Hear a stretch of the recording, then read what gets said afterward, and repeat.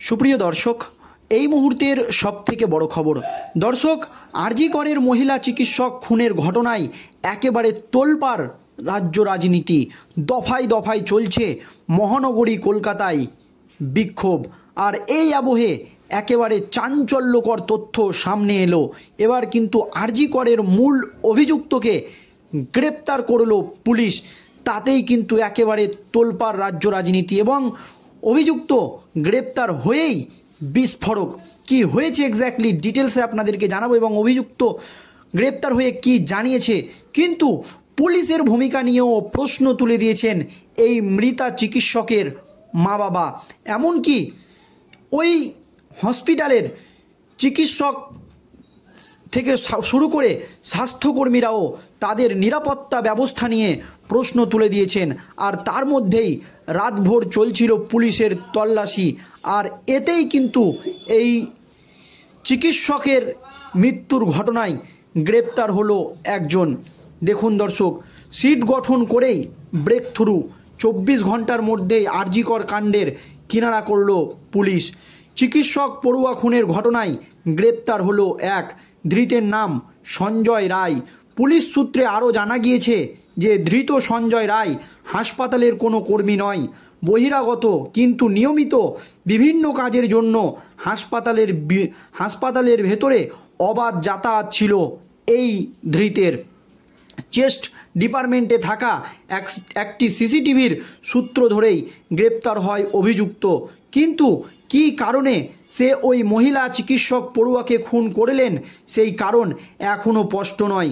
খুনের মোটিভ জানতে ধৃতকে জিজ্ঞাসাবাদ করছে পুলিশ।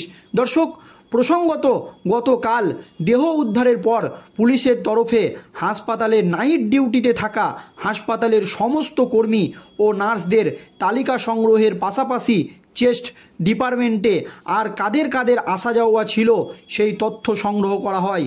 তখনই সন্দেহভাজন হিসাবে উঠে আসে এই সঞ্জয় রায়ের নাম। দেখা যায় হাসপাতালের কর্মী না হলেও তার নিয়মিত হাসপাতালে যাতায়াত রয়েছে। সেই সূত্র ধরেই তাকে দীর্ঘক্ষণ জিজ্ঞাসাবাদ করা হয়। জেরাতেই এই ঘটনার সঙ্গে তার জড়িত থাকার প্রমাণ মেলে। তারপরই মহিলা চিকিৎসক পড়ুয়াকে খুনের ঘটনায় জড়িত থাকার অভিযোগে সঞ্জয় রায়কে গ্রেপ্তার করে পুলিশ। অভিযুক্ত কিন্তু সিভিক ভলেন্টিয়ার বলে সূত্রের খবর। ইতিমধ্যেই আরজি কর কাণ্ডে জোরালো হয়েছে ধর্ষণ করে খুনের তত্ত্ব। ময়নাতদন্তের রিপোর্টে যৌন নির্যাতনের প্রমাণ মিলেছে। তদন্তে উঠে এসেছে একের পর এক চাঞ্চল্যকর তথ্য।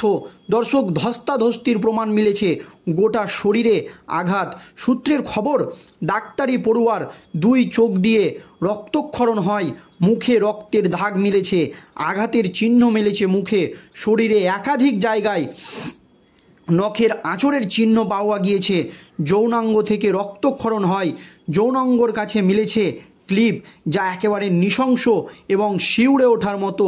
পেটে মিলেছে আঘাতের চিহ্ন, ডান হাত এবং আঙুলেও আঘাতের চিহ্ন পাওয়া গিয়েছে। গলাতে মিলেছে আঘাতের চিহ্ন। গলার হাড় ভাঙা অবস্থায় পাওয়া যায় ময়না তদন্তে ঠোঁটের আঘাতের চিহ্ন এবং ম্যাট্রেসে মিলেছে শুকনো রক্তের দাগ। এছাড়াও সেমিনার হল থেকে অর্ধনগ্ন অবস্থায় দেহ উদ্ধার হয়। দেহর পাশ থেকে পাওয়া যায় ল্যাপটপ, ব্যাগ থেকে শুরু করে আরও যাবতীয় জিনিসপত্র। দেহের পাশে মেলে ভাঙাচোরা চশমা। মহিলা চিকিৎসক পড়ুয়ার দেহ উদ্ধারের পর থেকেই আরজি কর কাণ্ডে একেবারে তোলপাড় সব মহল। ডাক্তার পড়ুয়া খুনের প্রতিবাদে কর্মবিরতিতে চিকিৎসকরা, ফলে ভোগান্তি চরমে। জরুরি পরিষেবা ছাড়াও সমস্ত বিভাগে কাজে নারাজ জুনিয়র চিকিৎসকরা। ঘটনার কথা জানতে পেরেই হস্তক্ষেপ করেন খোদ মুখ্যমন্ত্রী মমতা বন্দ্যোপাধ্যায়। ফোন করে কথা বলেন মৃতের বাবা মায়ের সঙ্গে। দোষীদের দ্রুত ধরা হবে বলে আশ্বাস দেন মুখ্যমন্ত্রী মমতা বন্দ্যোপাধ্যায়। কথা বলেন সিপির সঙ্গেও। এরপরই গতকালই আরজি কর কাণ্ডের তদন্তের ভারপ্রাপ্ত জয়েন্ট সিপি ক্রাইম মুরলীধর শর্মার নেতৃত্বে স্পেশাল ইনভেস্টিগেশন টিম বা সিট গঠন করে কলকাতা পুলিশ। খুনের মামলা রুজু করে তদন্তে নামে পুলিশ। ওইদিকে 11 সদস্যের তদন্ত কমিটি গঠন করেছে আর.জি. কর হাসপাতাল মেডিকেল কলেজ কর্তৃপক্ষ। স্বতঃপ্রণোদিত মামলা রুজু করেছে মহিলা কমিশনেরও। 14 দিনের রিপোর্ট তলব করেছে কমিশন। তবে আর.জি. কর কাণ্ডে একেবারে এই নিয়ে তোলপাড় রাজ্য রাজনীতি। তবে পুলিশের বিরুদ্ধে মারাত্মক অভিযোগ তুলেছেন মৃতার পরিবারের মা বাবা। দর্শক, কারণ পুলিশ কিন্তু এই মৃতদেহ নিয়ে চলে গেছিল তার মা বাবাকে কিছু না জানিয়ে। তাদের মেয়ের মৃতদেহ কোথায় নিয়ে যাওয়া হলো তা নিয়ে প্রশ্ন উঠে গিয়েছিল দর্শক।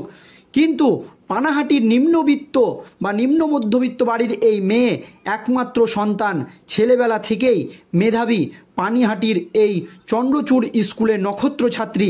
তাকে ঘিরে স্বপ্ন দেখেছেন বাবা মা, শিক্ষিকারা, যে স্বপ্ন পূরণ তিনি করেছিলেন। তবে প্রথম চান্সেই ডাক্তারি পড়ার সুযোগ, ডাক্তার হয়েও গিয়েছিলেন। কলকাতার প্রথম সারির হাসপাতালে আর.জি. করে রুগীর পরিষেবায় ছিলেন। বৃহস্পতিবার রাতেও খাবার খাওয়ার পর ফোনে কথা বলেছেন বাবার সঙ্গে। কিন্তু তারপরেও যে ফোনটা এলো পরিবারের কাছে, তাতে গোটা পৃথিবীটা যেন এক লোহমায় অন্ধকার হয়ে গিয়েছে তাদের কাছে। ফোন এসেছিল তাদের সন্তান নাকি আত্মঘাতী হয়েছেন। যদিও প্রথম থেকেই সেই দাবি ন্যস্ত করে দিয়েছে পরিবার। বাবা মা থেকে প্রতিবেশী সকলেরই দাবি, কেন আত্মঘাতী হবেন? সকল একজন চিকিৎসক, চনমনে স্বভাবের মেয়েটা যে সকালেও ভালো মনে বাড়ি থেকে বেরিয়েছিলেন। মায়ের অভিযোগ খুন করা হয়েছে তাকে। মেয়েকে দেখতে এসে তার মা করলেন বিস্ফোরক অভিযোগ। তিনি বলেন, আমার মেয়েটাকে খুন করে ফেলেছে ওরা। আমার একটি মাত্র মেয়ে, অনেক কষ্ট করে ডাক্তার করেছিলাম। আর বিধ্বস্ত বাবা বলেন, আমার মেয়েটাকে তো আর ফিরে পাবো না। মুখ্যমন্ত্রী মমতা বন্দ্যোপাধ্যায় ইতিমধ্যেই ফোন করেছেন মৃত চিকিৎসকের মাকে, কথা বলেছেন তার সঙ্গে। বাবার দাবি, মুখ্যমন্ত্রী ফোন করেছিলেন ও বলেছেন যতটা পারবে চেষ্টা করবে। পরিবারেরও আরও অভিযোগ, খবর পেয়ে হাসপাতালে এসে পৌঁছানোর পর তাদের প্রথমে দেহ দেখতে দেওয়া হচ্ছিল না। হাসপাতাল কর্তৃপক্ষের বিরুদ্ধে অভিযোগ তুলেছে তারা। মৃত চিকিৎসকের সহকর্মীর বক্তব্য, খুন আমাদের কাছে খুবই সাসপেন্সিয়াস লেগেছে। তবে চিকিৎসকের দেহ দেখার পর ফরেনসিক টিম স্পষ্ট করেছেন, আমরা যেটা দেখলাম, ঠোঁটে, গালে, গলায় মার্ক রয়েছে। দেহ চিত অবস্থায় ছিল, শোয়ানো ছিল। আমরা যখন গেছিলাম দেহ পুরো কভার ছিল। আর পুলিশের বক্তব্য, বাইরের লোক নয়, নিজেদের লোকজনের কাজ। কারণ দেহ উদ্ধার হয়েছে সেমিনার হলে, ওয়ার্ড থেকে অনেকটাই দূরে। সেমিনার হলের বাইরে কারোর প্রবেশ অধিকার থাকে না। খুন বলে প্রাথমিকভাবে মনে করছে পুলিশ।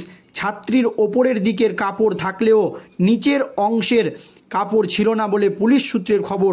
ঘটনাস্থলে রয়েছে পুলিশ কমিশনার বিনোদ গোয়েল।